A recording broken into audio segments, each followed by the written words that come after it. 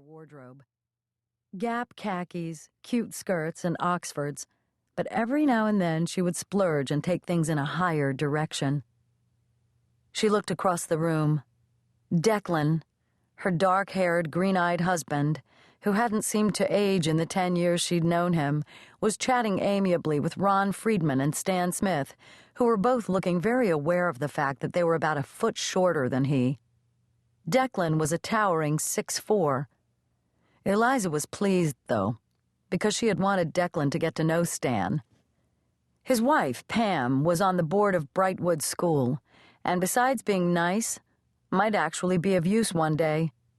Eliza found it scary to think that everything came down to networking, even where your kids were concerned. Getting them into the right schools, let alone getting yourself into the right clubs, etc., was daunting. But it was a simple fact of life. Eliza had hired a bartender and enlisted their housekeeper, Juana, to pass hors d'oeuvres for the night, but she'd still rushed around refilling drinks, tactfully placed coasters under perspiring tumblers, and made sure there was enough cocktail sauce to accompany the shrimp. Frank Sinatra, Declan's favorite, was playing softly on the stereo system. The Gallagher's adorable toddlers, 3-year-old Donovan and 1-year-old Bridget, made the sweetest cameo appearance in their footed pajamas to wish the guests hello and good night. On the surface, it seemed like yet another successful cocktail party in the Pacific Palisades. On the surface. Just then, Eliza spotted Justin Coleman molesting the brie platter.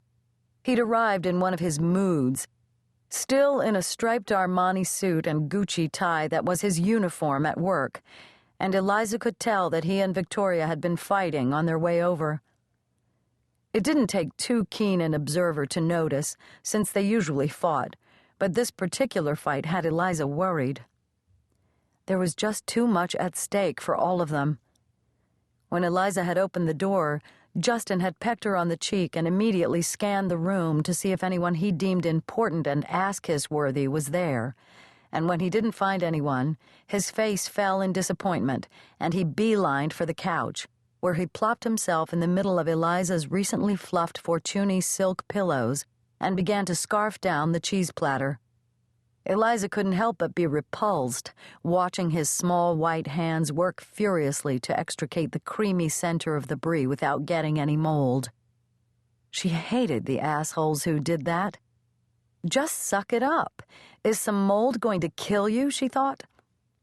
After every scoop, which he scraped onto a Cars cracker and popped into his mouth, he returned to the brie and dug deeper and deeper into the center, causing it to heave as if on life support, until the outer white shell finally drooped in exhaustion and the entire cheese collapsed.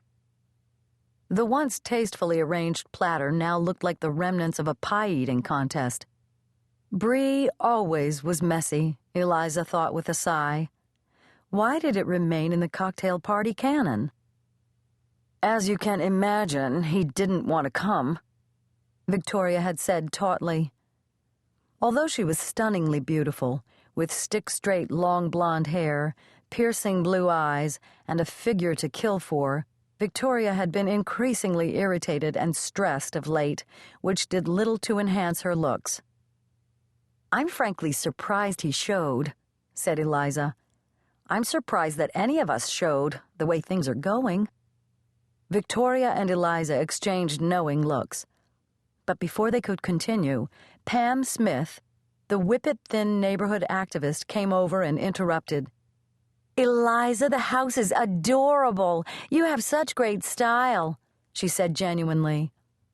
Eliza flushed with pride. Then Pam turned and looked at Victoria.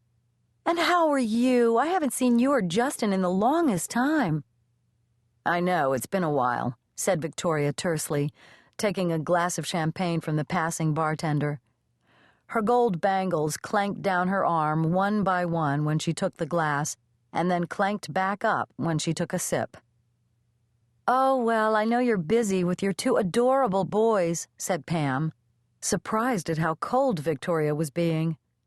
Eliza immediately felt embarrassed and jumped in. "Justin's just been working day and night lately and